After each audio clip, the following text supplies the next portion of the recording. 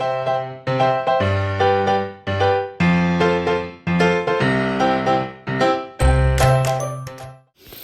morning, everyone, and welcome back to Morning Scriptures. We are on Numbers chapter 16 today, so we are going to go ahead and get started reading. Korah, son of Izhar, the son of Kohath, the son of Levi, and certain Reubenites, Dathan, Abiram, and Eliab, and On, son of Peleth, became insolent and rose up against Moses. With them were 250 Israelite men, well-known community leaders who had been appointed members of the council. They came as a group to oppose Moses and Aaron and said to them, "You have gone too far. The whole community is holy, every one of them, and the Lord is with them. Why then do you set yourselves above the Lord's assembly?" When Moses heard this, he fell face down. Then he said to Korah and all his followers, "In the morning the Lord will show who belongs to him and who is holy, and he will have that person come near him. The man he chooses he will cause to come near him. You, Korah, and all your followers are to do this. Take censers, and tomorrow put burning coals and incense in them before the Lord. The man the Lord chooses will be the one who is holy. You Levites have gone too far." Moses also said to Korah, "Now listen, you Levites. Isn't it enough for you that the God of Israel has separated you from the rest of the Israelite community and brought you near himself to do the work at the Lord's tabernacle and to stand before the community and minister to them? He has brought you all and all you fellow Levites near him, but now you are trying to get the priesthood too. It is against the Lord that you and all your followers have banded together. Who is Aaron that you should grumble against him?" Then Moses summoned Dathan and Abiram, the sons of Eliab, but they said, "We will not come. Isn't it enough that you have brought us up out of a land flowing with milk and honey to kill us in the wilderness, and now you also want to lord it over us? Moreover, you haven't brought us into a land flowing with milk and honey, or given us an inheritance of fields and vineyards. Do you want to treat these men like slaves? No, we will not come." Then Moses became very angry and said to the Lord, "Do not accept their offering. I have not taken so much as a donkey from them, nor have I wronged any of them." Moses said to Korah, "You and all your followers are to appear before the Lord tomorrow, you and they and Aaron. Each man is to take his censer and put incense in it, 250 censers in all, and present it before the Lord. You and Aaron are to present your censers also." So each of them took his censer and put burning coals and incense in it and stood with Moses and Aaron at the entrance to the tent of meeting. When Korah had gathered all his followers in opposition to them at the entrance of the tent of meeting, the glory of the Lord appeared to the entire assembly. The Lord said to Moses and Aaron, "Separate yourselves from this assembly so I can put an end to them at once." But Moses and Aaron fell face down and cried out, "O God, the God who gives breath to all living things, will you be angry with the entire assembly when only one man sins?" Then the Lord said to Moses, "Say to the assembly, move away from the tents of Korah, Dathan, and Abiram." Moses got up and went to Dathan and Abiram, and the elders of Israel followed him. He warned the assembly, "Move back from the tents of these wicked men. Do not touch anything belonging to them, or you will be swept away because of all their sins." So they moved away from the tents of Korah, Dathan, and Abiram. Dathan and Abiram had come out and were standing with their wives, children, and little ones at the entrance of their tents. Then Moses said, "This is how you will know that the Lord has sent me to do all these things, and that it was not my idea. If these men die a natural death and suffer the fate of all mankind, then the Lord has not sent me. But if the Lord brings about something totally new, and the earth opens its mouth and swallows them with everything that belongs to them, and they go down alive into the realm of the dead, then you will know that these men have treated the Lord with contempt." As soon as he finished saying all this, the ground under them split apart, and the earth opened its mouth and swallowed them and their households, and all those associated with Korah, together with their possessions. They went down alive into the realm of the dead with everything they owned. The earth closed over them, and they perished and were gone from the community. At their cries, All the Israelites around them fled, shouting, "The earth is going to swallow us too." And fire came out from the Lord and consumed the 250 men who were offering the incense.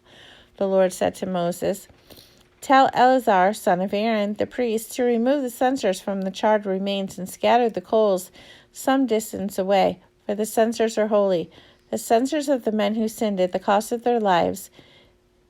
Hammer the censers into sheets to overlay the altar, for they were presented before the Lord and have become holy. Let them be assigned to the Israelites." So Eleazar, the priest, collected the bronze censers brought by those who had been burned to death, and he had them hammered out to overlay the altar, and the Lord directed him through Moses. This was to remind the Israelites that no one except a descendant of Aaron should come to burn incense before the Lord, or he would become like Korah and his followers. The next day the whole Israelite community grumbled against Moses and Aaron. "You have killed the Lord's people," they said.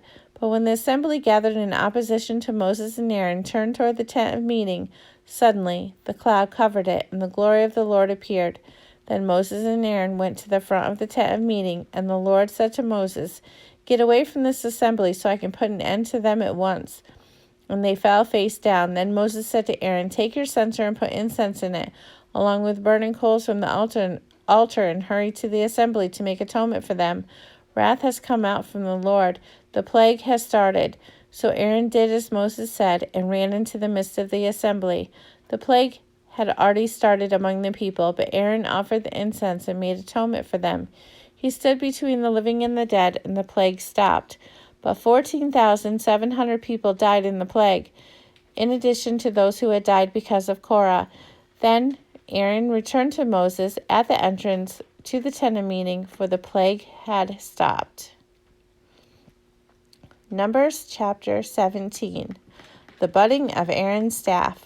The Lord said to Moses, "Speak to the Israelites and get 12 staffs from them, one from each leader of each of their ancestral tribes.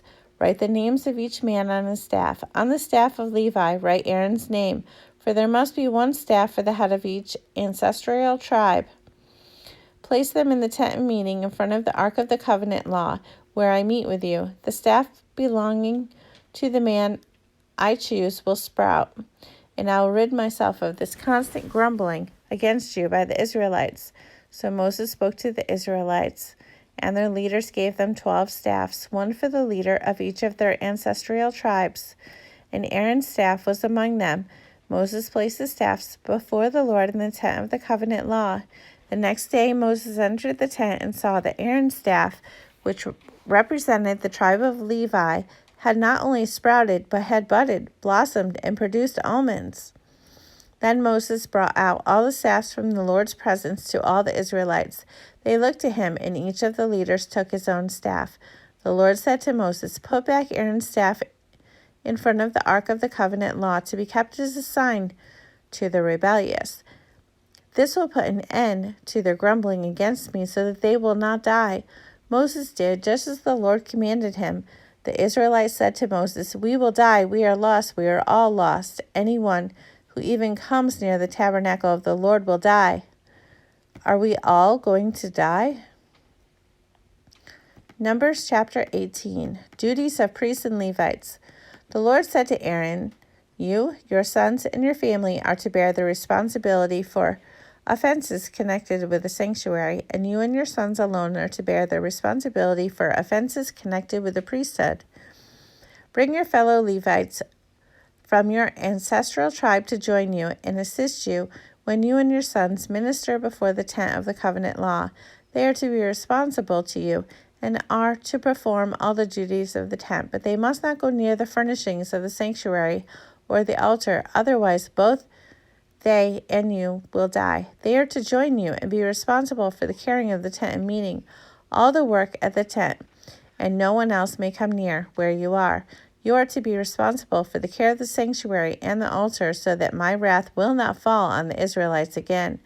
I myself have selected you fellow Levites from among the Israelites as a gift to you, dedicated to the Lord to do the work at the tent of meeting. But only you and your sons may serve as priests in connection with everything at the altar and inside the curtain.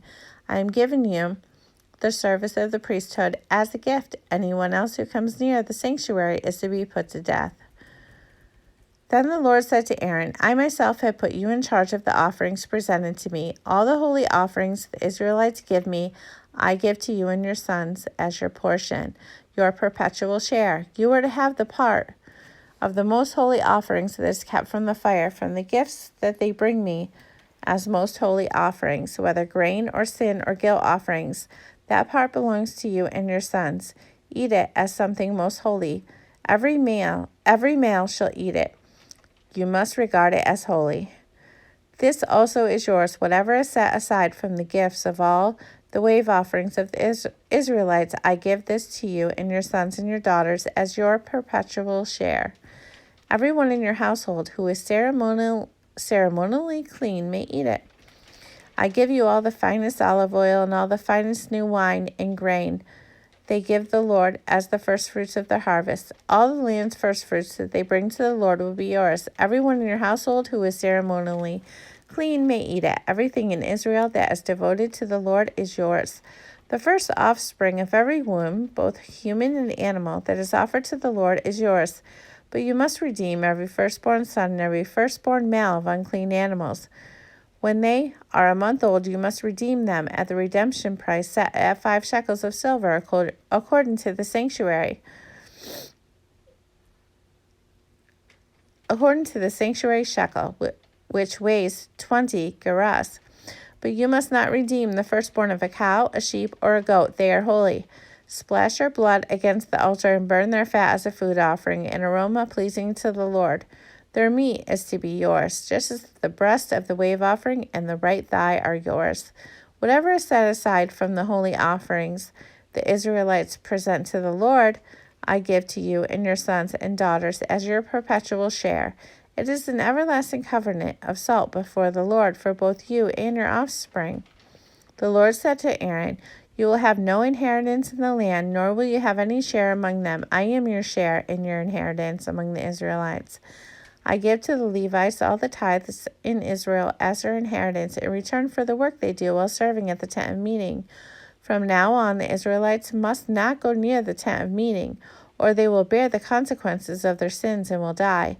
It is the Levites who are to do the work at the tent of meeting and bear the responsibility for any offenses they commit against it. This is a lasting ordinance for the generations to come.